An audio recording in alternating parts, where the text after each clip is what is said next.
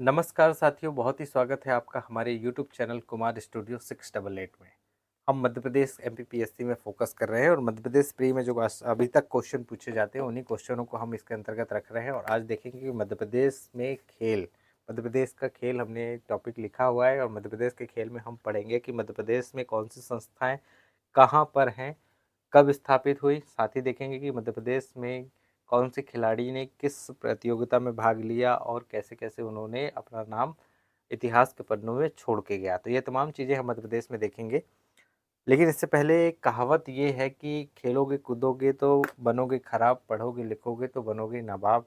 ये जो कहावत है ये पुराने वाक्यांश में लोग कहा करते थे। पुराने ज़माने के लोग ये बहुत बहुतायत में या कहते थे कि पढ़ाई लिखाई करो। जितना पढ़ाई लिखाई ज़रूरी है उतना उससे कहीं गुना ज़्यादा खेल ज़रूरी है। क्योंकि एक और कहावत इसी के साथ संलग्न है कि अगर खेलोगे तो आपका मस्तिष्क जो होगा उसका पूर्ण विकास होगा, शारीरिक विकास भी होगा और साथ ही साथ मस्तिष्क विकास भी होगा। तो खेल उतना ही ज़रूरी है जितना, उससे ज़्यादा ही ज़रूरी है जितना पढ़ना ज़रूरी है। पढ़ना तो ऐसा है कि ज़िंदगी भर चलता है, लेकिन खेलने के में ये नहीं है कि खेलने में एक उम्र के बाद इंसान जो होता है वो नहीं खेल पाता, तो बड़ी समस्या होती है। तो आज हम पढ़ेंगे मध्य प्रदेश में खेल और देखेंगे कि मध्य प्रदेश में कौन सी संस्थाएं हैं जो खेल के विकास के लिए काम कर रही हैं। तो आज़ादी के पहले से मध्य प्रदेश में बहुत सारे खेल खेले जाते हैं, जैसे क्रिकेट खेला जाता है, हॉकी खेला जाता है, मलखम्ब खेला जाता है, कुश्ती खेली जाती है, पहलवान बनाए जाते हैं। तो यही सब चीज़ें हमारे ट्रेडिशनल जो परंपराएं की है ये मध्य प्रदेश में है और मध्य प्रदेश में इन खेलों पर बहुत ज़्यादा फोकस किया गया है। तो पहला ये हम जानेंगे कि मध्य प्रदेश में समुचित खेल के विकास के लिए एक संगठन बनाया गया जिसे कहा गया खेल कूद एवं युवा कल्याण विभाग। खेल कूद एवं युवा कल्याण विभाग के अंतर्गत ही मध्य प्रदेश में खेल चलता है। कौन सा? खेल कूद एवं युवा कल्याण विभाग। खेल कूद और युवा कल्याण विभाग बनाया गया। इसके पहले मध्य प्रदेश में एक और संस्था चलती थी, क्रीड़ा परिषद, और क्रीड़ा परिषद को खत्म करके ये बनाया गया था मध्य प्रदेश युवा कल्याण विभाग। युवा कल्याण विभाग की स्थापना का क्वेश्चन पूछेगा कि इसकी स्थापना कब हुई थी, तो आपको बताना है 1 अक्टूबर 1975। 1 अक्टूबर 1975 को मध्य खेल कूद एवं युवा कल्याण विभाग की स्थापना की गई थी। इसी के अंतर्गत जितने भी खेल खेले जाते हैं मध्य प्रदेश में सारे इसके अंतर्गत, इसी विभाग के अंतर्गत आते हैं। लेकिन इसके पहले जो संस्था थी वो संस्था का नाम है क्रीड़ा परिषद, और क्रीड़ा परिषद जो है मध्य प्रदेश में 1960 में भोपाल में स्थापित है। अभी भी ये काम कर रहा है। 1960 में ये प्रारंभ किया था क्रीड़ा परिषद। क्रीड़ा परिषद आपसे पूछा जा सकता है कि सबसे पुरानी संस्था कौन सी? क्रीड़ा परिषद थी। लेकिन ये नाम मात्र की है, नाम मात्र। ये अभी इसका कोई काम नहीं बचा है, लगभग समाप्ति की ओर है, समाप्त हो चुकी है, क्योंकि इसका नया स्वरूप बदल के हमने बदल दिया इसका स्वरूप, और इसको बदल के हमने कर दिया था मध्य प्रदेश प्राधिकरण के अंतर्गत, खेल प्राधिकरण के अंतर्गत मध्य प्रदेश खेल प्राधिकरण कर दिया था। इसका स्वरूप बदल के, इसका नाम बदल के, स्वरूप तो नहीं बदले पर नाम जरूर बदल थे। तो ये जो बनी थी 1960 में, यानी 1960 में इसे समाप्त किया गया और इसे खेलकूद परिषद कर दिया गया, इसका नाम बदल के, क्रीड़ा परिषद का नाम बदल के। तो ये क्वेश्चन वैसे तो पूछेगा नहीं, लेकिन आप याद रख लीजिए कि अगर पूछ लिया तो क्रीड़ा परिषद का नाम बदल के खेलकूद परिषद कर दिया गया था 1960 में। और इसे हम इसका मुख्यालय पूछेगा तो इसका मुख्यालय अभी भोपाल में भी है, मतलब भोपाल में ही मुख्यालय है, भोपाल में भी नहीं, भोपाल में ही मुख्यालय है। लेकिन ये काम नहीं कर रही है, यानी ये परिषद लगभग फिनिश्ड हो गई है ना, ये आप ध्यान रखेंगे। लेकिन इस जो कि इतिहास का मामला है तो हमें तो देखना ही पड़ेगा कि कौन सा चल रहा है कौन सा नहीं चल रहा है। तो लेकिन अभी जो काम कर रहा है खेलकूद एवं युवा कल्याण विभाग, इसकी स्थापना 1 अक्टूबर 1975 में की गई। इसके पहले जो चलता था क्रीड़ा परिषद चलता था 1960 में, भोपाल में इसकी स्थापना की गई थी, यहाँ पर चलता था। अभी इसका नाम बदल के मध्य प्रदेश सरकार ने बदल दिया और उस नाम को हमने कर दिया खेल प्राधिकरण के अंतर्गत दे दिया। तो खेल परिषद या खेल प्राधिकरण के अंतर्गत ये आ गया ये विभाग। लगभग अभी काम तो इसका फिनिश्ड है, काम चल नहीं रहा है। और क्वेश्चन क्या हो सकते हैं कि खेल के समुचित विकास हेतु मध्य प्रदेश ने अपनी पहली खेल नीति, मध्य प्रदेश की पहली खेल नीति कब बनी थी, ध्यान रखेंगे। खेल के विकास हेतु मध्य प्रदेश में पहली खेल नीति, पहली खेल नीति, पेन कॉपी नहीं है तो लिख लीजिए, मध्य प्रदेश में पहली खेल नीति कब बनी थी, तो ये बनी थी 1989 को। मध्य प्रदेश में पहली खेल नीति कब बनाई गई, 1989। मध्य प्रदेश ने देखा कि हमारे जो खिलाड़ी हैं वो राष्ट्रीय और अंतर्राष्ट्रीय स्तर पर बहुत कम जा पा रहे हैं, तो उसके लिए उन्होंने एक नीति बनाई 1989 में, और उन्होंने खेल के विकास और प्रचार करने के लिए एक समुचित धन जुटाया और उसमें प्रयोग करना उन्होंने प्रारंभ किया एक खेल नीति बना करके। लेकिन मध्य प्रदेश में अब एक नवीन खेल नीति काम कर रही है, नई वाली खेल नीति जिसको नवीन खेल नीति कहते हैं, दूसरी खेल नीति। तो ये जो बनी 2005 को, जब हमारे बीजेपी की सरकार उस समय आ चुकी थी, कांग्रेस दिग्विजय की सरकार जा चुकी थी, और 2005 में ये नवीन खेल नीति बनाई गई 2005 में। तो अभी तक मध्य प्रदेश में कितनी खेल नीति बनी है, ये भी क्वेश्चन पूछ सकता है। तो अभी तक मध्य प्रदेश में 2 खेल नीति बनी है। पहली खेल नीति जो है 1989 में बनाई गई थी, और नवीन खेल नीति 2005 में बनाई गई थी। और इसे बनाने का क्या उद्देश्य था कि मध्य प्रदेश में खेलों का कैसे हम विकास कर पाएँ, कैसे हम मध्य प्रदेश में और तरह की चीज़ें ले पाएँ।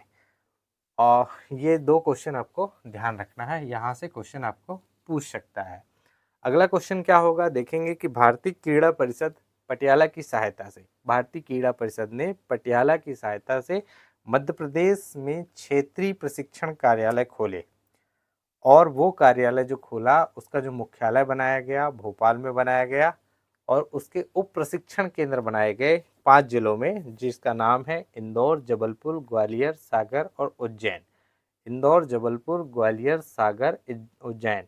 यहाँ पर हमने क्या बनाया, पटियाला की सहायता से, है ना, मध्य प्रदेश सरकार ने भारत सरकार ने पटियाला की सहायता से मध्य प्रदेश में प्रशिक्षण केंद्र बनाए, और यहाँ पर खेलों के विकास के लिए योगदान दिया।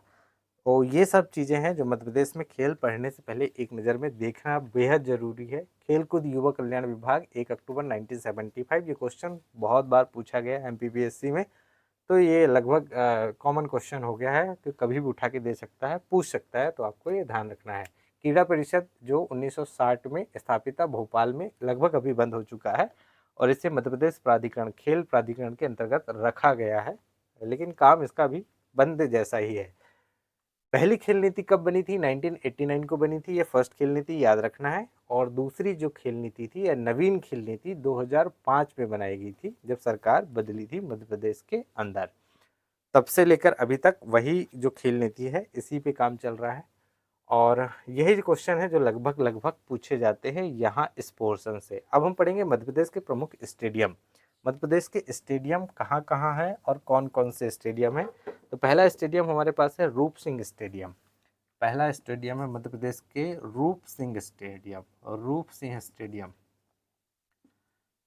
रूप सिंह स्टेडियम से नाम ये है कि मध्य प्रदेश में हॉकी के जादूगर का बहुत लंबा समय मध्य प्रदेश में गुजरा, और हॉकी के जादूगर जो थे वो कर्नल ध्यानचंद मेजर ध्यानचंद थे, और मेजर ध्यानचंद के ही छोटे भाई थे रूप सिंह। और रूप सिंह जो थे वो भी खेल में मतलब हॉकी खेलते थे, और हॉकी उनका जो होम टाउन था उस ज़माने में जब वो मध्य प्रदेश में थे तो वो ग्वालियर में था, है ना। तो रूप सिंह स्टेडियम पूछेगा कहाँ है, तो आपको बताना है ग्वालियर में। ग्वालियर में ये है, ग्वालियर में रूप सिंह स्टेडियम बताना है। इसकी विशेषता अगर पूछेगा रूप सिंह स्टेडियम की, तो आपको बताना है ये दूधिया रोशनी से लगातार जगमगाता रहता है, ये इसकी विशेषता है। एक पेन कॉपी ले लीजिए, लिखते चलिए, नोट्स बनाते चलिए। लिखने में मुझे समस्या होती है चूँकि, और उसके पीछे के कारण भी बता दिया मैंने कि मैं ज़्यादा लिख क्यों नहीं पाता हूँ, क्योंकि उसका कारण है कि राइटिंग अच्छी नहीं है, सबसे मुख्य कारण ये है। तभी तो हम MPPSC मेंस 2-2 बार फेल हो गए, नहीं तो आज हमारे साथ के लोग जो हैं हमको पहचानने से इनकार करते हैं। बहरहाल अपनी अपनी किस्मत, अपने अपने हाथ। रूप सिंह स्टेडियम जो है ग्वालियर में है और ये दूधिया रोशनी से जगमगाता रहता है और इसकी यही एक विशेषता है और दूसरी इसकी कोई विशेषता नहीं है। दूसरा हमारे पास स्टेडियम है ऐशबाग स्टेडियम। दूसरा आपसे पूछेगा कि ऐशबाग स्टेडियम कहाँ है। ऐशबाग स्टेडियम, तो ऐशबाग स्टेडियम का अगर क्वेश्चन पूछेगा तो आपको बताना है ये भोपाल में है। कहाँ पे है? भोपाल में है। ऐशबाग स्टेडियम भोपाल में है और इसकी विशेषता है कि इसमें आर्टिफिशियल घास लगी है। आर्टिफिशियल घास को स्टोटर्फ कहते हैं। स्टोटर्फ आर्टिफिशियल घास का इंग्लिश नाम है। तो इसमें कृत्रिम घास लगी है, आर्टिफिशियल ग्रास लगी है ऐशबाग स्टेडियम में और ये भोपाल में है। यही इसकी विशेषता है, दूसरा इसकी कोई विशेषता नहीं है। तीसरा इसमें हम देखेंगे मध्य प्रदेश का तीसरा स्टेडियम कौन सा होगा, तो हमारे पास है Tatya Tope stadium. Tatya Tope Tatya Tope stadium. Tatya Tope stadium हमारे पास तीसरा नंबर का स्टेडियम है और तात्या टोपे स्टेडियम जो है ये आपको ध्यान रखना है, ये भोपाल में है। कहाँ पे है? भोपाल में है। तात्या टोपे स्टेडियम कहाँ पे है? भोपाल में है। और इस स्टेडियम की क्या विशेषता है? इस स्टेडियम की विशेषता है कि इसमें खेल संग्रहालय बनाया गया है, यानी खेल से संबंधित जितनी भी संग्रहित करने की चीज़ें हैं इस स्टेडियम में। कौन से स्टेडियम में? तात्या टोपे स्टेडियम में, जो भोपाल में है। इसमें खेल संग्रहालय बनाया गया है, यही इसकी विशेषता है। और साथ ही इसमें एक चीज़ और है कि खेल संग्रहालय तो है ही है, खेल संग्रहालय है, लेकिन ये मध्य प्रदेश का एकमात्र एक ऐसा स्टेडियम है जो सौर ऊर्जा से लाइटें जलती हैं। सौर ऊर्जा से इसकी लाइट जो है जलती हैं इस स्टेडियम की। ये दो विशेषताएं इसकी हो गई और ज़्यादा इसकी विशेषताएं है नहीं, बाकी मल्टीपर्पज़ है। कोई भी फंक्शन इसमें किया जा सकता है, किसी भी प्रकार के खेल इसमें खेले जा सकते हैं, इसमें कहीं कोई दो राय नहीं है। मल्टीपर्पज़ स्टेडियम है। कभी चुनावी रैली हो जाए, कभी क्रिकेट खेल लिया जाए। क्रिकेट भी वो घरेलू क्रिकेट बोलेंगे तो गली मोहल्ले के क्रिकेट, यानी ये इतना भी अच्छा नहीं है कि इसमें इंटरनेशनल मैच खेले जा सकें। बनाने की व्यवस्था अगर हो तो ज़रूर बनेगा। तो ये है हमारे पास। नेक्स्ट है अभय खेल प्रसार। अभय खेल प्रसार चौथा नंबर हमारा। अभय खेल प्रसार। तो अभय खेल प्रसार कहाँ है? ये है इंदौर में, ध्यान रखेंगे। कहाँ पर है? इंदौर में। और इसकी विशेषता है कि अभय खेल प्रसार इंदौर का जो स्टेडियम है इंडोर स्टेडियम है। इंडोर स्टेडियम है। इसकी विशेषता इंडोर स्टेडियम तो है ही है, साथ ही साथ ये मध्य प्रदेश का सबसे बड़ा इंडोर स्टेडियम है। सबसे बड़ा इंडोर स्टेडियम। कौन सा स्टेडियम? अभय खेल प्रसार जो स्टेडियम है ये इंदौर में है। और ये इसकी विशेषता है कि ये मध्य प्रदेश का इंडोर स्टेडियम तो है, लेकिन कैसा है? सबसे बड़ा इंडोर स्टेडियम है, यानी इससे बड़ा इंडोर स्टेडियम मध्य प्रदेश की धरती में दूसरा नहीं बना है। तो ये आपको ध्यान रखना है। दूसरा नेक्स्ट है आपका होलकर स्टेडियम। 5th नंबर है होलकर। सबको तो पता है कि होलकर कहाँ है, होलकरों की भूमि कौन सी रही है। तो होलकर स्टेडियम मध्य प्रदेश में इंदौर में है। कहाँ पे है? इंदौर में है। और होलकर स्टेडियम जो इंदौर है, ये इंदौर के पूरा महाराजा थे होलकर, माधवराव होलकर, उनकी स्मृति में ही ये या होलकर राजघराना साम्राज्य वहाँ विकसित था। इसी के लिए ये स्टेडियम मध्य प्रदेश में है। होलकर स्टेडियम आपको ध्यान रखना है। और इसमें भी जो है दूधिया रोशनी, एक चीज़ याद रखना है कि एक हो गया आपका रूप सिंह स्टेडियम जिसमें दूधिया रोशनी चमकती है, और दूसरा आपका होलकर स्टेडियम जो इंदौर है, यहाँ भी दूधिया, है ना, दूधिया रोशनी चमकती है यहाँ पर। यानी ये स्टेडियम पूरा दूध जैसा नज़र आता है जब इसकी लाइटें जलती हैं। दूधिया रोशनी चमकने वाला स्टेडियम होलकर स्टेडियम। नेक्स्ट है नेहरू स्टेडियम। इसकी बहुत अच्छी विशेषताएं हैं, 5वां, और ये हो गया 6वां हमारे पास नेहरू स्टेडियम। नेहरू स्टेडियम जो हमारे पास है, नेहरू स्टेडियम की विशेषता पहले तो ये देखेंगे कि नेहरू स्टेडियम कहाँ है। तो नेहरू स्टेडियम आपका इंदौर में है। कहाँ पे है? इंदौर में। इंदौर में नेहरू स्टेडियम है। और इस स्टेडियम की विशेषता है कि जो अंतर्राष्ट्रीय जो मैच हैं, सबसे ज़्यादा नेहरू स्टेडियम में हुए थे। अंतर्राष्ट्रीय मैच सबसे ज़्यादा अभी तक का मध्य प्रदेश में ये रिकॉर्ड है कि सबसे ज़्यादा अंतर्राष्ट्रीय मैच यहीं पर खेले गए हैं। पहला मैच 1993 में खेला गया था वेस्ट इंडीज के और भारत के बीच, भारत और वेस्ट इंडीज के बीच में। सबसे पहला मैच भी अंतर्राष्ट्रीय यहीं हुआ था और सबसे ज़्यादा मैच अभी तक अंतर्राष्ट्रीय इंटरनेशनल लेवल के यहाँ हो चुके हैं। तो आपको ध्यान रखना है 1993 में भारत और वेस्ट इंडीज के बीच में पहला मैच खेला गया था। अभी तक का सबसे ज़्यादा मैच यहीं पर मध्य प्रदेश में खेले गए हैं, आपको ध्यान रखना है। अगला स्टेडियम हमारे पास है रविशंकर शुक्ल स्टेडियम। ये भी पूछा जा सकता है कि रविशंकर शुक्ल स्टेडियम कहाँ पर है, तो आपको बताना है रविशंकर शुक्ल स्टेडियम जबलपुर में है। कहाँ पे है? जबलपुर में। तो 7 नंबर हमारे पास है रविशंकर शुक्ल स्टेडियम कहाँ पर है भैया, तो आपको बताना है ये जबलपुर में है। जबलपुर में आपको मिलेगा रविशंकर शुक्ल स्टेडियम, आपको ध्यान रखना है, यहाँ से क्वेश्चन आपको बन सकता है। नेक्स्ट स्टेडियम हमारे पास है ठाकुर रणमत सिंह स्टेडियम। कौन सा? 8 नंबर का ठाकुर रणमत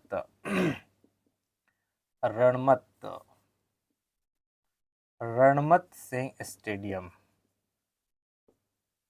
ठाकुर रणमत सिंह स्टेडियम जो है रीवा में है, ध्यान रखेंगे। कहाँ पे? रीवा में। ठाकुर रणमत सिंह स्टेडियम रीवा में है। राइटिंग सुधारनी पड़ेगा, नहीं तो आप लिखो खुदा बाचो जैसे हो जाएगा। आपको तो कुछ समझ में नहीं आ रहा बोलना। ठाकुर रणमत सिंह स्टेडियम कहाँ है? रीवा में है, ये ध्यान रखेंगे। नेक्स्ट हमारे पास क्वेश्चन अगला है इसका, रानीताल खेल परिसर। रानीताल खेल परिसर कहाँ पे है? रानीताल खेल परिसर रानीताल खेल परिसर हमारा जबलपुर में है, ध्यान रखेंगे। जबलपुर, रानीताल जबलपुर में है और रानीताल खेल परिसर जबलपुर के अंतर है, यानी एक इलाका है रानीताल जबलपुर का। तो उस वहीं आप ध्यान रखेंगे, याद रख लेंगे। रानीताल जैसे ही आएगा तो आपको बताना है ये जबलपुर में है। बालक वॉलीबॉल हॉस्टल। नेक्स्ट हमारे पास 10वां नंबर का आएगा बालक वॉलीबॉल हॉस्टल। बालक वॉलीबॉल हॉस्टल कहाँ है? कमेंट करके बताएं जल्दी। ये है नरसिंहपुर में। बालक वॉलीबॉल हॉस्टल कहाँ पे है? नरसिंहपुर में है, ये आपको ध्यान रखना है। Major Dhyan Chand hockey stadium. कौन सा? Major Dhyan Chand hockey stadium 11 number का हमारे पास है। Major Dhyan Chand stadium, major Dhyan Chand hockey stadium. Major Dhyan Chand hockey stadium कहाँ पे है? आपको कमेंट करके बताना है, तो जल्दी बताइए कहाँ पे है। तो ये है भोपाल में। कहाँ पे? भोपाल में। अब मेजर जो ध्यानचंद थे ये कहाँ के थे? ये ग्वालियर के थे और ग्वालियर में इनका बहुत लंबा समय गुजरा। तो मेजर ध्यानचंद ग्वालियर मत लगा देना, ये है भोपाल। ग्वालियर में इनके भाई के नाम से बनाया गया, छोटे भाई रूप सिंह स्टेडियम, जो ग्वालियर में है। तो भाई जो चले गए कहाँ? ग्वालियर, और बड़े भाई आ गए भोपाल। ये आप ध्यान रखेंगे तो आपसे बन जाएंगे। मध्य प्रदेश में खेल से संबंधित प्रमुख संस्थाएं कौन कौन सी हैं, कब कब स्थापित हुई, ये देखेंगे। ये होगा स्टेडियम के बारे में। यहाँ से क्वेश्चन बनते ही बनते हैं, ध्यान रखेंगे। ज़्यादा कोई हड़बड़ी करने की ज़रूरत नहीं है। क्वेश्चन अच्छे से पढ़िए, नहीं है आता है क्वेश्चन तो समझिए, क्वेश्चन में ये आंसर रहता है। और क्वेश्चन को जोड़ना सीखिए। एक फर्स्ट क्वेश्चन से आप एक क्वेश्चन से 2-4 क्वेश्चन जिस दिन जोड़ना प्रारंभ कर देंगे, आपको याद रखना स्टार्ट हो जाएगा, ये याद आपसे बनने लगेगा। तो देखेंगे मध्य प्रदेश में खेल से संबंधित प्रमुख संस्थाएं। पहली संस्था है खेल कूद एवं युवा कल्याण विभाग। कौन सी? खेल कूद एवं युवा कल्याण विभाग। खेल कूद एवं युवा कल्याण विभाग, कहाँ पे है? खेल कूद एवं युवा कल्याण विभाग, तो ये आपका है भोपाल में। कहाँ पे है? भोपाल में है। खेल कूद एवं युवा कल्याण विभाग कहाँ पे है? भोपाल में है, ध्यान रखेंगे। इसकी स्थापना सबसे स्टार्टिंग बताया था, फिर से बता दे रहा हूँ, इसकी स्थापना हुई थी 1 अक्टूबर 1975 में, है ना। 1 अक्टूबर 1975 में इसकी स्थापना की गई थी। मुख्यालय कहाँ है इसका? भोपाल में है, ध्यान रखेंगे। दूसरी हमारे पास जो संस्था है वो है खेल एवं कल्याण विभाग। कौन सा? खेल एवं कल्याण विभाग। खेल एवं कल्याण विभाग। खेल एवं कल्याण विभाग जो है मध्य प्रदेश में है और इसका भी जो मुख्यालय है ये भोपाल में है, ध्यान रखना है। इसकी स्थापना 1981 में हुई थी। तो इसका जो मुख्यालय आपको बताना है ये है भोपाल में और इसकी स्थापना हुई थी 1981 में, ध्यान रखेंगे। खेल एवं युवा कल्याण विभाग तो ये बहुत बार पूछा जाता है, इसलिए इसको IMP ही मान के चलें। बाकी याद हो ना हो इसको तो कर ही ले बिल्कुल। खेल एवं युवा कल्याण विभाग 1 अक्टूबर 1975 में और खेल एवं कल्याण विभाग भोपाल में 1981 में इसे स्थापित किया गया। नेक्स्ट हमारे पास आएगा Parsi cricket club. Parsi cricket club कौन सा? तीसरा, Parsi cricket club. Parsi cricket club. Parsi cricket club का जो मुख्यालय है ये है इंदौर में। कहाँ पर? इंदौर में है। और इसकी जो स्थापना हुई थी पारसी क्रिकेट क्लब की, आपको ध्यान रखना है 1890 1890 में। सबसे पुराना क्रिकेट क्लब है भाई, ध्यान देंगे। पारसी क्रिकेट क्लब जो है मध्य प्रदेश का सबसे पुराना क्रिकेट क्लब है। इसका नाम बाद में बदल के चेंज भी कर दिया गया था। तो मध्य प्रदेश में अभी भी इसका काम सॉरी नाम तो चेंज नहीं किया गया था, लेकिन इसकी जगह दूसरी संस्था काम करने लगी थी। तो ये मध्य प्रदेश के पारसी क्रिकेट क्लब है, इंदौर में 1890 में इसका मुख्यालय स्थापित किया गया था। मध्य प्रदेश क्रिकेट एसोसिएशन, ध्यान रखेंगे। तीसरा है हमारा पास, सॉरी चौथा है Madhya Pradesh cricket association. Madhya Pradesh cricket association, इसका जो मुख्यालय है मध्य प्रदेश क्रिकेट एसोसिएशन का, ये आपको बताना है इंदौर में। और इंदौर जो है मध्य प्रदेश की क्या है? आर्थिक राजधानी तो है, साथ ही खेल राजधानी भी मध्य प्रदेश की इंदौर ही है। तो ये भी क्वेश्चन मैं आपको यहीं बता दूं तो आसान हो जाएगा। मध्य प्रदेश में क्रिकेट एसोसिएशन जो है वो इंदौर में है। कहाँ पे? इंदौर में। और इसकी स्थापना हुई थी 1941 को। कब हुई थी? 1941 को इसकी स्थापना की गई थी। नेक्स्ट हमारे पास है मध्य प्रदेश बैडमिंटन एसोसिएशन। पांचवा है Madhya Pradesh badminton association. Madhya Pradesh badminton association का मुख्यालय है जबलपुर में। कहाँ पे? जबलपुर में। और इसकी स्थापना का क्वेश्चन पूछेगा कि इसकी स्थापना कब हुई थी मध्य प्रदेश बैडमिंटन एसोसिएशन की। तो आज़ादी के समय ही 1946 को इसकी स्थापना कर दी गई थी मध्य प्रदेश बैडमिंटन एसोसिएशन की। ये क्वेश्चन आपसे पूछा जा सकता है, ध्यान रखिए। Madhya Pradesh table tennis association. Madhya Pradesh table tennis association. Madhya Pradesh table tennis association. Madhya Pradesh table association. Madhya Pradesh table association जो है वो जबलपुर में है और इसकी स्थापना हुई थी 1957 को। ये भी ध्यान रखना, Madhya Pradesh table tennis association, इसकी स्थापना जबलपुर में हुई थी और स्थापना का वर्ष जो है 1957 है, ये आपको ध्यान रखना है। मध्य प्रदेश महिला हॉकी एकेडमी।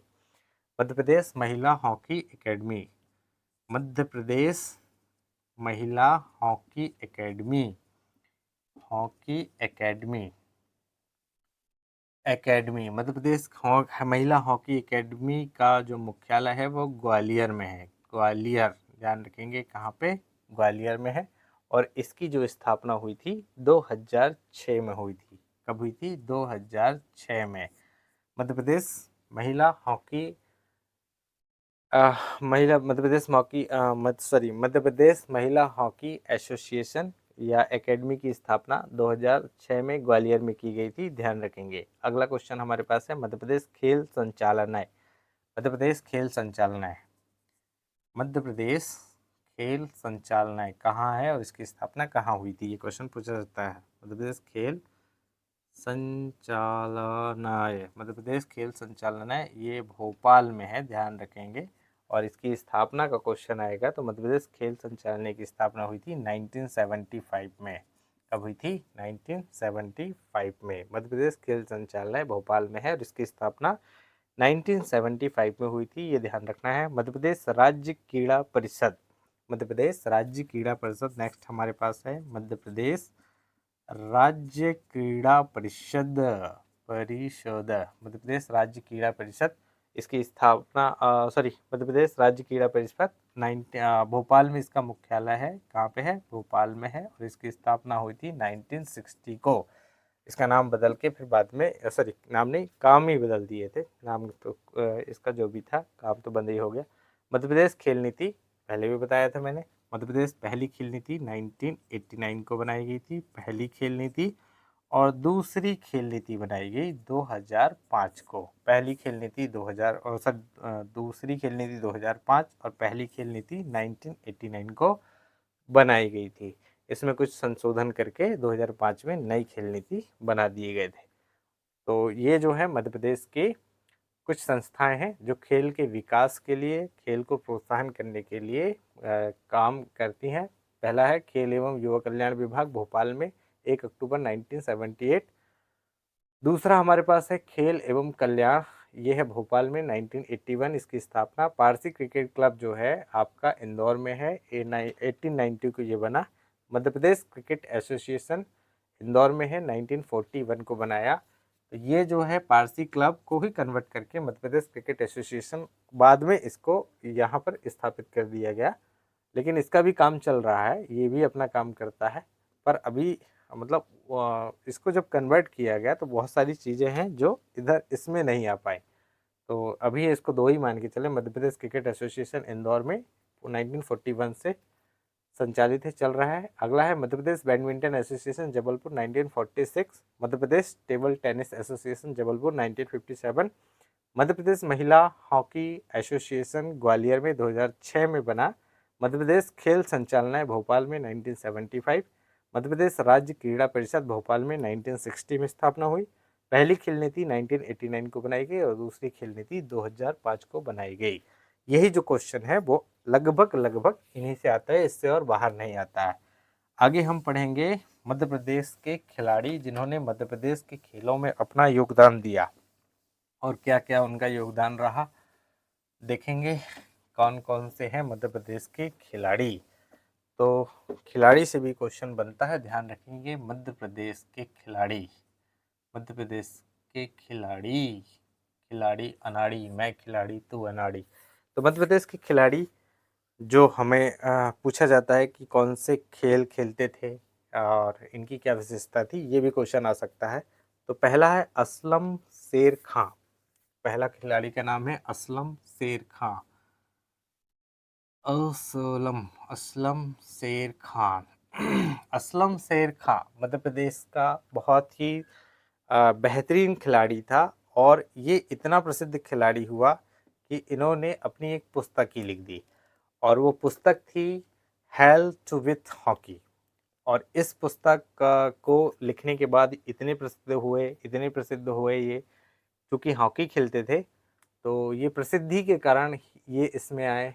हॉकी खेलते खेलते इन्होंने पुस्तक लिख दी टू हेल्प विथ हॉकी। ये क्वेश्चन पूछ सकता है कि मध्य प्रदेश में हेल्प विथ हॉकी कौन से खिलाड़ी ने लिखा, तो आपको असलम शेर खां का नाम याद रखना है कि असलम शेर खां साहब थे। उन्होंने एक पुस्तक लिखी थी जिसका नाम था हेल्प विथ हॉकी। और ये असलम शेर खां का जो जन्म हुआ था ये बैतूल में हुआ था। कहाँ पे? बैतूल में। और ये जब खेल से या खेल की दुनिया से बाहर आ गए तब ये सांसद भी बने थे, ध्यान रखना, सांसद भी थे मध्य प्रदेश के। तो बैतूल से आते थे असलम शेर खां और इन्होंने हेल्प विथ हॉकी नाम की एक पुस्तक लिखी और ये हॉकी के खिलाड़ी थे। ये ही आपको इसमें पूछा जा सकता है इनकी विशेषताएं में, दूसरा आपको याद नहीं रखना है। नेक्स्ट है लतीफ़ अनवर। अगला है लतीफ़ अनवर। लतीफ़ अनवर, लतीफ़ अनवर का आपको जिक्र आएगा। लतीफ़ अनवर, तो लतीफ़ अनवर साहब जो थे हॉकी के प्रसिद्ध खिलाड़ी थे और बाद में पाकिस्तान हॉकी टीम के कप्तान बन गए थे, ये याद रखना है।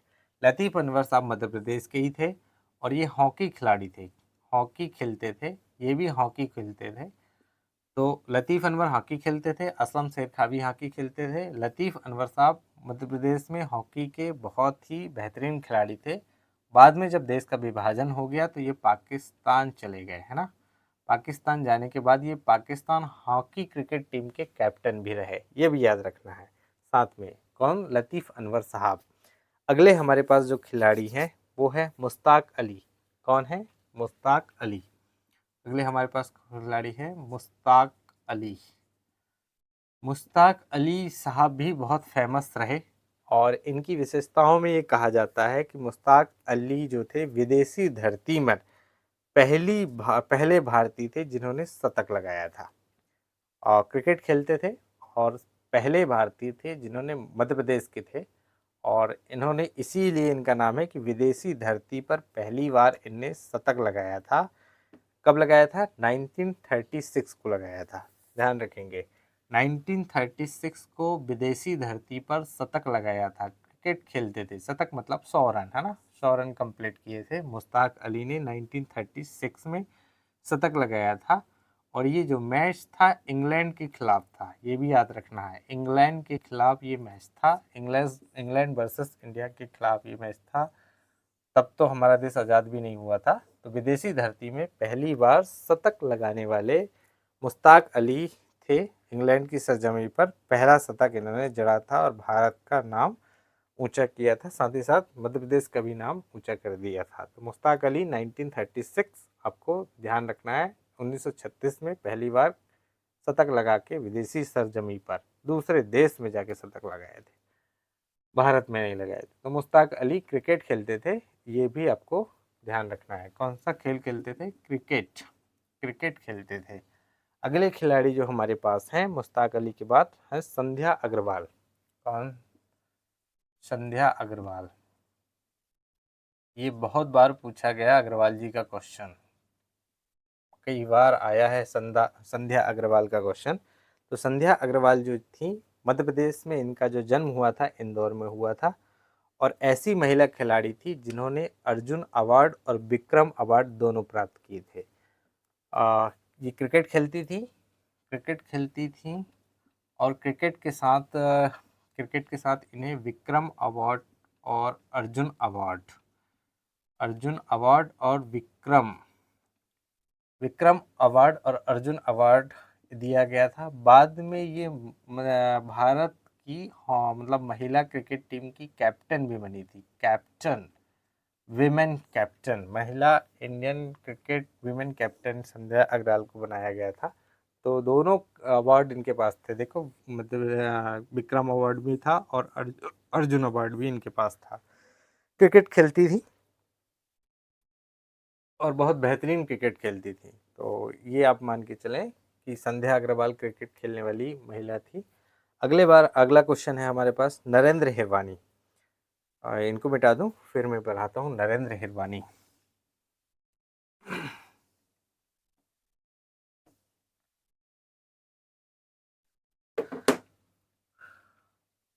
अगला हमारे पास नरेंद्र हिरवानी है ना, नरेंद्र हिरवानी जी के बारे में कहा जाता है कि नरेंद्र हिरवानी थे जो क्रिकेट खेलते थे। ये क्रिकेट के खिलाड़ी थे और 1888 में यानी 1888 में ये पहले व्यक्ति थे जिन्होंने सबसे ज़्यादा विकेट लिए थे 2 पारियों में। नरेंद्र हिरवानी 1988 में इन्होंने, ये क्रिकेट के खिलाड़ी थे और ये बॉलर थे। बॉल में इन्होंने क्या किया था कि एक पारी में तो ज़्यादा थे ही थे इनके, पहली पारी में जो इनिंग पारी थी, तो पहली इनिंग्स में जो मैच हो रहा था कहाँ पे हो रहा था? चेन्नई में ध्यान रखना है। इतना तो पूछता नहीं डीपली, लेकिन मैं बता देता हूँ कि ये मैच चेन्नई पे चल रहा था और इन्होंने क्या किया था कि पहली पारी में सबसे ज़्यादा विकेट इन्होंने लिए थे और दोनों पारी को मिला करके, है ना, यानी पहली इनिंग्स और दूसरी इनिंग को मिला करके टोटल जो विकेट थे इनके 2 मैचों के वो थे 16, यानी 16 विकेट इन्होंने लिए थे। पहले मध्य प्रदेश के खिलाड़ी थे, पहले भारत के खिलाड़ी थे जिन्होंने सबसे ज़्यादा विकेट लिए थे किसी मैच में, और 2 मैचों को मिलाकर ये 16 है। यानी तो आप समझो कि एक मैच में तो 11 ही प्लेयर होते हैं, तो ये 2 में 16 क्या, तो एक में कैसे 16 ले सकते हैं? तो 16 नहीं, ये 2 मैचों में मिला करके 16 विकेट इन्होंने लिए थे। हिरवानी साहब ने क्रिकेट खेलते थे चेन्नई में, 2 विकेट, सॉरी 1988 में। और एक और चीज़ साथ में याद रखना है, अभी याद आया था, हाँ, ये मैच किसके खिलाफ था? West Indies. West Indies West Indies के खिलाफ ये मैच था। भारत में ही मैच हो रहा था, चेन्नई में क्रिकेट खेल रहे थे 1988 में वेस्ट इंडीज के खिलाफ, और सबसे ज़्यादा विकेट लेने वाले पहले भारतीय बने थे नरेंद्र हिरवानी, जो मध्य प्रदेश से ही ताल्लुक़ रखते हैं। ये क्वेश्चन भी आपको याद रखना है। अगले हमारे पास है कबीर अंसारी। कबीर अंसारी कबीर अंसारी कबीर अंसारी जी क्या खेलते थे? तो कबीर अंसारी जो खेलते थे वो है हॉकी। हॉकी के खिलाड़ी थे, मशहूर खिलाड़ी थे, मध्य प्रदेश के, हॉकी खेलते थे। अगले हमारे पास जो है उनका नाम है B.M. Kapadia. B.M. Kapadia B.M. Kapadia B.M. Kapadia साहब जो थे, ये बैडमिंटन खेलते थे। बैडमिंटन बैडमिंटन के खिलाड़ी थे B.M. कपाड़िया साहब, ये आपको ध्यान रखना है, बहुत प्रसिद्ध खिलाड़ी थे। और फिर है John Godrej. John Godrej John Godrej John Godrej जो साहब थे, ये क्रिकेट, सॉरी, जॉन गोदरेज साहब टेनिस टेबल खेलते थे। Tennis table, sorry, table tennis. Table tennis John Godrej साहब टेबल टेनिस खेलते थे। और आगे है रूप सिंह। आप तो जाने ही गए रूप सिंह कौन है, बताने की ज़रूरत ही नहीं है। तो रूप सिंह जी जो थे, मध्य प्रदेश से संबंधित है, और ये जो खेलते थे, हॉकी खेलते थे, मेजर ध्यानचंद के छोटे भाई थे, ये मैंने पहले ही बता दिया है। और रूप सिंह जी हॉकी खेलते थे, ग्वालियर से संबंधित है ना, कौन सा जिला? ग्वालियर, मध्य प्रदेश के ग्वालियर से संबंधित है, तो ये भी आपको ध्यान रखना है। अगला है G.L. यादव। G.L. यादव तैराकी। G.L. G.L. यादव साहब, G.L. यादव थे वो तैराकी। और एक चीज़ और याद रखेंगे कि इन्होंने गोल्ड मेडल पहली बार लेके आया था। गोल्ड मेडल, मध्य प्रदेश को गोल्ड मेडल दिलाया था पहली बार G.L. यादव ने तैराकी में। तो तैराकी तैरते थे और पहली बार स्वर्ण पदक लेके आए थे और गोल्ड मेडल लेके आए थे। नेक्स्ट हमारे पास है मेजर ध्यानचंद। सब जानते हैं मेजर ध्यानचंद। मेजर ध्यानचंद जी हॉकी खेलते थे, हॉकी के मशहूर जादूगर भी हुए, ये आपको ध्यान रखना है मेजर ध्यानचंद के बारे में। और नेक्स्ट है हमारे पास शंकर लक्ष्मण। शंकर लक्ष्मण नेक्स्ट शंकर लक्ष्मण शंकर लक्ष्मण शंकर लक्ष्मण भी हॉकी खेलते थे। क्या खेलते थे? हॉकी। तो ये भी क्वेश्चन बन सकता है कि ये क्या खेलते थे? हॉकी खेलते थे शंकर लक्ष्मण साहब, ये आपको ध्यान रखना है। और साथ ही साथ इनका संबंध अगर पूछेगा शंकर लक्ष्मण साहब का, तो ये महू से थे, ध्यान रखेंगे। कहाँ से? महू से। महू मध्य प्रदेश में इंदौर के पास है, वहीं से थे जहाँ पर बाबा साहब अम्बेडकर का भी जन्म हुआ। यहीं से आपका चंबल नदी निकलती है, इस जाना पाव पहाड़ी इसी के पास में। और कहते हैं पुराने शास्त्रों में ये बताया गया है कि यहीं पर से जो भगवान परशुराम है उनका भी जन्म या अवतरण इसी जमीन पे हुआ था। तो ये जो मध्य प्रदेश के खिलाड़ी हैं, इन्होंने अपने प्रतिभाओं से मध्य प्रदेश का नाम रोशन किया, इसलिए इतिहास के पन्नों में इनका नाम दर्ज हो गया। अब हम पढ़ेंगे अर्जुन अवार्ड प्राप्त महिलाएं। कौन कौन सी महिला हैं जिन्होंने अर्जुन अवार्ड प्राप्त किया है?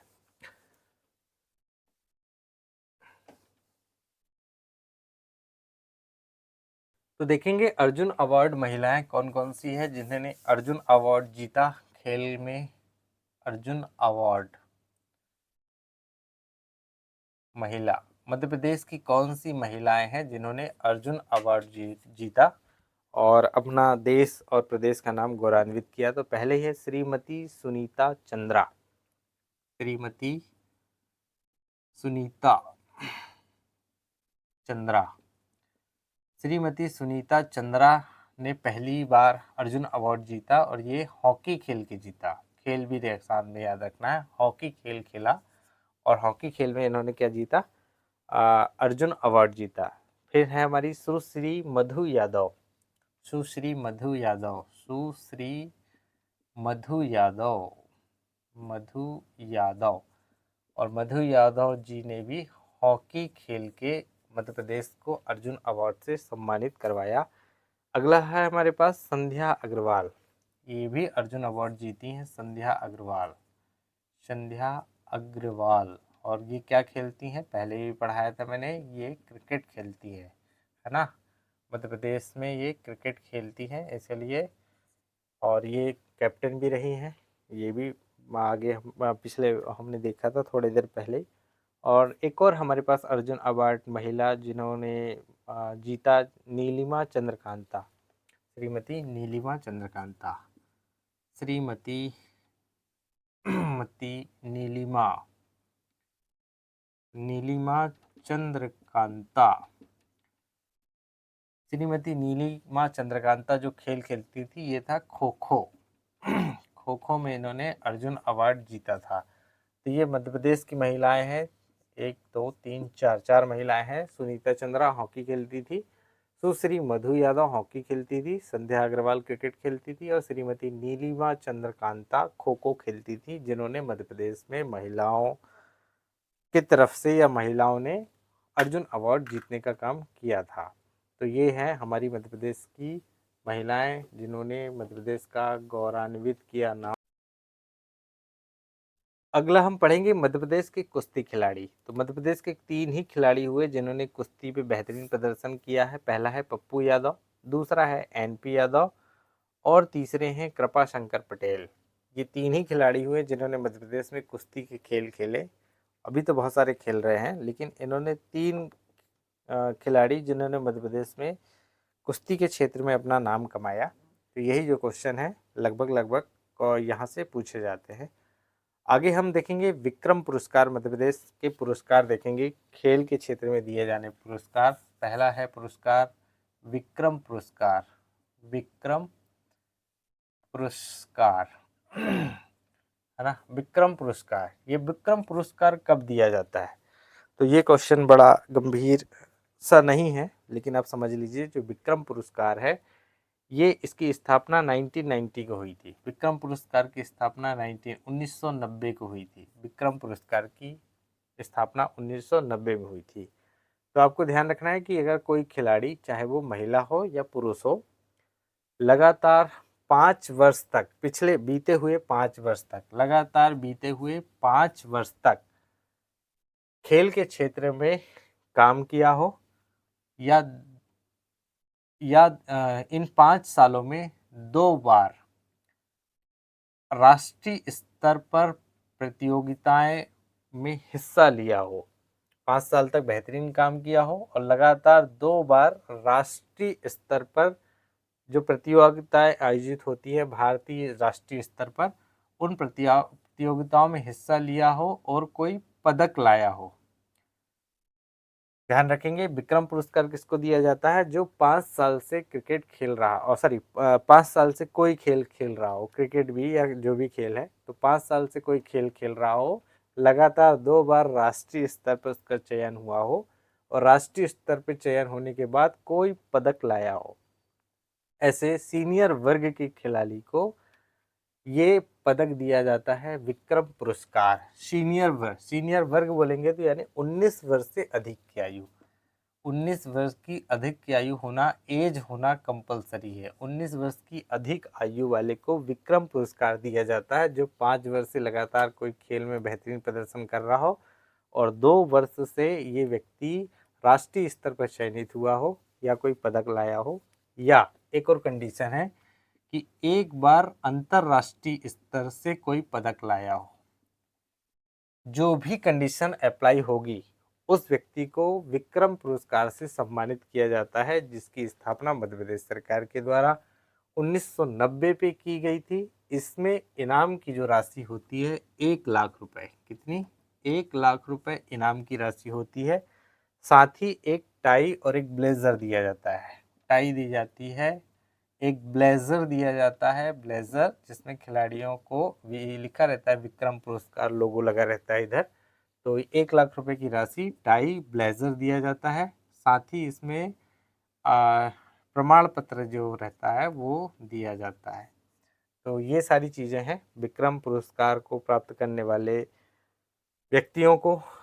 तो देखेंगे कि 5 साल 19 वर्ष से आयु अधिक होनी चाहिए और लगातार 5 वर्षों से कोई खेल खेल रहा हो, कोई महिला भी हो सकती है, कोई पुरुष भी हो सकता है, 2 बार राष्ट्रीय स्तर पे गया हो या पदक लाया हो, राष्ट्रीय स्तर पे जाके पदक लाया हो, या 1 बार अंतर्राष्ट्रीय स्तर पे जाके पदक लाया हो, ऐसे व्यक्ति को 1 लाख रुपए दिया जाता है, टाई दिया जाता है, ब्लेजर दिया जाता है, प्रमाण पत्र या इसे कहते हैं प्रतीक चिन्ह। क्या कहते हैं? प्रतीक चिन्ह। प्रतीक चिन्ह, प्रमाण पत्र दोनों मिल जाते हैं। तो ये विक्रम पुरस्कार 1990 से प्रारंभ किया गया। मध्य प्रदेश में खेलों के विकास के लिए मध्य प्रदेश सरकार के द्वारा ये अवार्ड दिया जाता है। अगला अवार्ड हमारे पास है एकलव्य पुरस्कार। कौन सा? एकलव्य। दूसरा नंबर का है एकलव्य। एकलव्य पुरस्कार। एकलव्य पुरस्कार की जो शुरुआत की गई थी मध्य प्रदेश में 1997 को की गई थी। 1997 को 1990 में विक्रम पुरस्कार, एकलव्य पुरस्कार दिया जाता है 1997 से। और 1997 से ये जब पुरस्कार दिया जाता है तो किन लोगों को दिया जाता है? सेम कंडीशन अप्लाई रहेगी, लेकिन सिर्फ आयु बदल जाएगी। अभी क्या था? 19 वर्ष से अधिक सीनियर वर्ग में ये लोग आ गए। अभी 19 वर्ष से कम आयु के, मतलब ये होंगे जूनियर कैटेगरी में। या तो 5 वर्ष तक लगातार खेल खेला हो, जिसमें से 2 वर्ष तक वो राष्ट्रीय स्तर की प्रतियोगिताओं में गया हो और पदक लाया हो, है ना। या तो ये कंडीशन की अंतर्राष्ट्रीय स्तर से उनने पदक लाया हो। कोई महिला खिलाड़ी या पुरुष खिलाड़ी 5 वर्ष से खेल खेल रहा हो, जिसमें राष्ट्रीय स्तर पर 2 बार उसका चयन हुआ हो खेल खेलने के लिए, और 2 बार में से किसी एक बार में पदक लाया हो, किसी एक टाइम पदक ले आया हो, या फिर एक पदक लाया हो अंतर्राष्ट्रीय स्तर पे चयन होके एक पदक लाया हो, तो ऐसे खिलाड़ी को ये पुरस्कार दिया जाता है एकलव्य पुरस्कार, जिसकी शुरुआत 1997 से की गई। और इसमें जो पुरस्कार की राशि है वो है 50,000 रुपये। 50,000 रुपये पुरस्कार की राशि के रूप में दी जाती है। साथ में टाई दी जाती है, ब्लेजर दिया जाता है, ब्लेजर के साथ में प्रमाण पत्र और प्रतीक चिन्ह, प्रमाण पत्र और प्रतीक चिन्ह दिया जाता है। तो ये हमारे पास एकलव्य पुरस्कार 1997 से प्रारंभ किया गया, ये आपको ध्यान रखना है। अगला हमारे पास है विश्वामित्र पुरस्कार। ये मिटा दें, फिर पढ़ाने। विश्वामित्र पुरस्कार।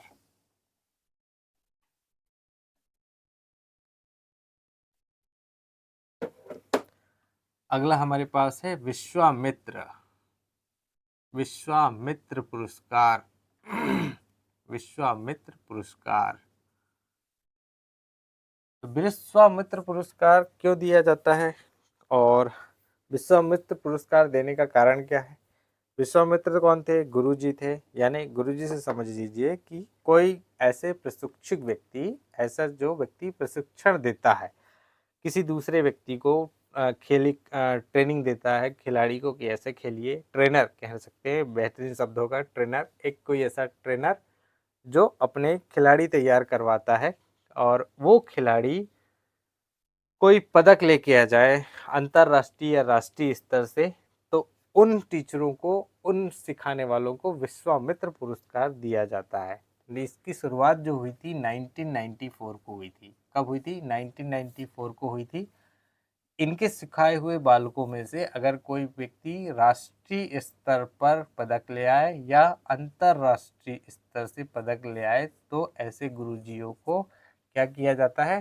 सम्मानित करने का काम किया जाता है विश्वामित्र पुरस्कार के द्वारा, और ये मध्य प्रदेश सरकार के द्वारा दिया जाता है। साथ ही इसमें जब ये विश्वामित्र पुरस्कार मिलता है तो साथ में नगद राशि दी जाती है, नगद राशि, और वो होती है 1 लाख रुपए। प्रतीक चिन्ह दिया जाता है और ब्लेजर दिया जाता है। ब्लेजर के साथ में प्रतीक चिन्ह ब्लेजर, टाई दी जाती है, और टाई के साथ में प्रमाण पत्र दिया जाता है। प्रमाण पत्र, प्रमाण पत्र। तो ये आपका विश्वामित्र पुरस्कार हो गया, जो 1994 से प्रारंभ किया गया है। अगला पुरस्कार है हमारे पास लाइफ टाइम अचीवमेंट पुरस्कार। कौन सा? Life time, life time achievement.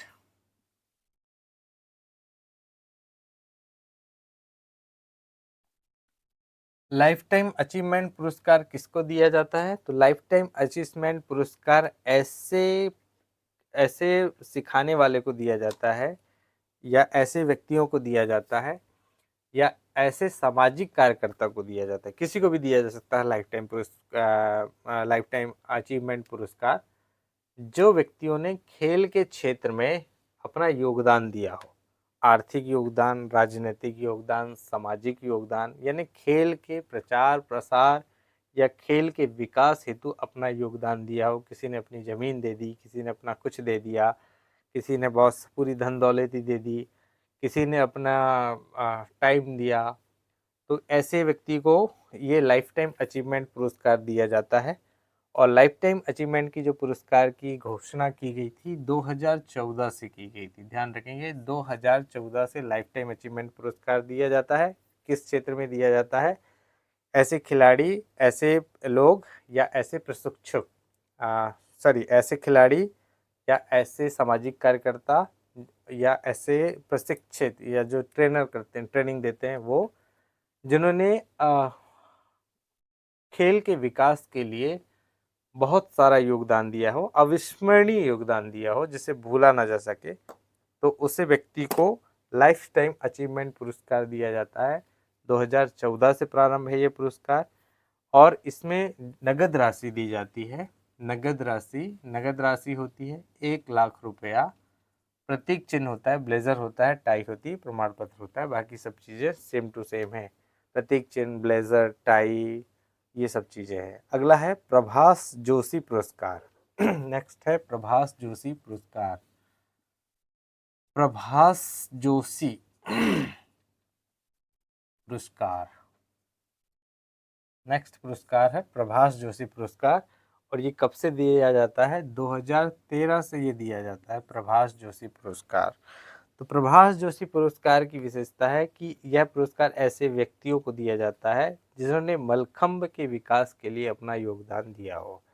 Madhya Pradesh का मलखंभ जो है वो राज्य की खेल है, और इसके विकास के लिए प्रभास जोशी पुरस्कार दिया जाता है। यानी जो मलखंभ के विकास के लिए कार्य किया हो, मलखंभ के प्रचार प्रसार के लिए काम किया हो, उसमें योगदान दिया हो, ऐसे व्यक्ति को ये पुरस्कार दिया जाता है।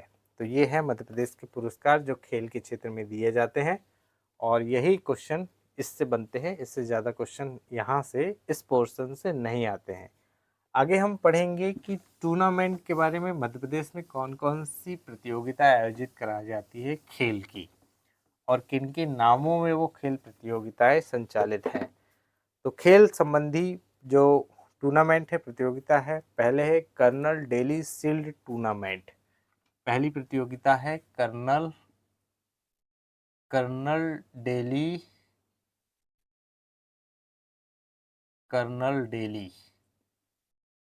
Shield, colonel Daily shield tournament, है ना, tournament, colonel Daily shield tournament. Colonel Daily shield tournament जो प्रतियोगिता है 1913 से लगातार जो है अभी तक आयोजित कराई जा रही है, और इस प्रतियोगिता में क्रिकेट खिलाया जाता है। यानी ये क्रिकेट प्रतियोगिता है। कौन सी प्रतियोगिता है? क्रिकेट खिलाया जाता है, क्रिकेट प्रतियोगिता है colonel Daily shield tournament cricket खिलाती है, जो 1913 1930 से अभी तक कंटिन्यूसली जारी है। मध्य प्रदेश में ये टूर्नामेंट होता है 1913 से। अगला हमारे पास टूर्नामेंट है विधायक कप। कौन सा? विधायक कप। विधायक कप जो होता है वो विधायक लोग प्रत्येक जिले में या अपनी विधानसभा क्षेत्र में विधानसभा विधायक कब होता है? विधानसभा में विधायक कप आयोजित कराया जाता है। इसमें क्रिकेट खेला जाता है, ये भी क्रिकेट के लिए है, यह भी क्रिकेट के लिए है।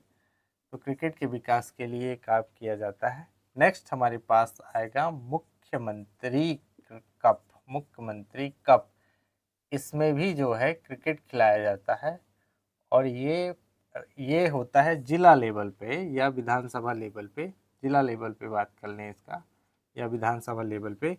मुख्यमंत्री जो कप होता है ये राज्य की स्तर पर होता है, राज्यकीय, यानी पूरे राज्य के लोग इसमें जो खिलाड़ी होंगे वो भाग लेंगे। राज्य की कप कहलाता है मुख्यमंत्री कप। तो ये जो है मध्य प्रदेश में खेल से संबंधित है जो टूर्नामेंट अभी तक कराए जाते हैं। तो ये क्वेश्चन है जो लगभग पूछे जाते हैं। अब हम अन्य तथ्य देख लेते हैं कि और जो छोटे मोटे हैं क्या क्या है मध्य प्रदेश में खेल से संबंधित तथ्य, उनको एक नज़र में देख लेंगे। हो सकता है 2-4 क्वेश्चन वहाँ से निकल आए, 2-4 नहीं ज़्यादा ही निकलेंगे, जो अभी तक एग्जाम में लगभग पूछे जाते हैं। तो पहला है मध्य प्रदेश का सबसे पुराना खेल क्लब पारसी क्रिकेट क्लब था। पारसी क्रिकेट क्लब जो हमने पढ़े थे वो मध्य प्रदेश का सबसे पुराना क्रिकेट क्लब था। और उसकी स्थापना कब हुई थी ये कमेंट करके बताइए। स्थापना हुई थी 1890 को, 1890 में पारसी क्रिकेट क्लब की स्थापना की गई थी। ये मैंने पढ़ाया था, नहीं तो वीडियो रिमाइंड करके देख लीजिए। तो ये आपको ध्यान रखना है। और एक और चीज़ इसी में ध्यान रखना है कि सी के नायडू महान क्रिकेटर थे। सी के नायडू उनकी अध्यक्षता में 1941 का इसका नाम बदलकर होलकर क्रिकेट एसोसिएशन कर दिया गया था। तो दो चीज़ें इसमें ध्यान रखने हैं। पहले ये कि ये जो 1890 है इसमें पारसी क्रिकेट क्लब की स्थापना होती है। बाद में इसका नाम बदल के 1941, शायद मैंने वहीं बताया था, मैं भूल जाता हूँ, 1941 में इसका नाम बदल करके कर दिया गया होलकर क्रिकेट एसोसिएशन। और होलकर क्रिकेट एसोसिएशन मध्य प्रदेश का सबसे पुराना है क्रिकेट एसोसिएशन और ये क्रिकेट खिलाया जाता है। यहाँ से आपको ध्यान रखना है। आवासीय खेल विद्यालय मध्य प्रदेश में कहाँ है? मैंने जब स्कूल पढ़ाया था तब बताया था कि ये सीहोर में है। ये ध्यान रखना है, आपको याद था या नहीं था। अभी ध्यान रखें कि मध्य प्रदेश में आवासीय खेल विद्यालय कहाँ पर है, तो आपको बताना है ये सीहोर में है। आदिवासी खेलकूद विद्यालय, अगर पूछा आदिवासी खेलकूद विद्यालय कहाँ है तो ये है अलीराजपुर में। आप नोट करते चलिए, मध्य प्रदेश में आदिवासी खेलकूद विद्यालय कहाँ है तो ये है अलीराजपुर में। और आवासीय विद्यालय वो पूछेगा मध्य प्रदेश में आवासीय विद्यालय कहाँ है तो आपको बताना आवासीय खेलकूद विद्यालय, तो ये है सीहोर में। आवासीय खेलकूद विद्यालय सीहोर में, आवासीय आदिवासी खेलकूद विद्यालय ये है आपका अलीराजपुर में, ध्यान रखेंगे। ठीक है, यहाँ से ये फैक्ट आपको बहुत ज़रूरी है करना। मध्य प्रदेश में एक और चीज़ ध्यान रखेंगे कि जो भोपाल है वो हॉकी की नर्सरी का शहर के नाम से जाना जाता है, कि जो भोपाल है वो हॉकी की नर्सरी कहलाता है। भोपाल जो शहर है वो हॉकी की नर्सरी कहलाता है। हॉकी की नर्सरी किस शहर को कहते हैं? तो भोपाल को हॉकी की नर्सरी कहते हैं। ये भी नोट कर लीजिए, ये बहुत इंपॉर्टेंट है। अगला क्वेश्चन हो सकता है कि खेल राजधानी किसको कहते हैं? तो मैंने अभी पढ़ाते पढ़ाते बताया था, आपको याद है या नहीं है पता नहीं आपको। तो खेल राजधानी जो है मध्य प्रदेश में इंदौर है, ये भी आपको ध्यान रखना है। अगला क्वेश्चन हम देख लेते हैं कि जो इम्पोर्टेंट है, तात्या टोपे संग्रहालय, ये भी मैंने पढ़ाया, ज़्यादा इम्पोर्टेंट नहीं है। तात्या टोपे संग्रहालय जो है वो तात्या टोपे स्टेडियम में भोपाल में स्थित है, ये पढ़ा दिया हूँ। बाकी सब वही है, पुराने जो पढ़ाए हैं उन्हीं के वन लाइनर फैक्टर थे। तो I think it's enough for today. मिलते हैं कल के नए वीडियो के साथ। और जानते हैं मध्य प्रदेश के बारे में और MPPSC से पूछे जाने वाले सवाल। तो I think it's enough for today. Thank you and keep watching.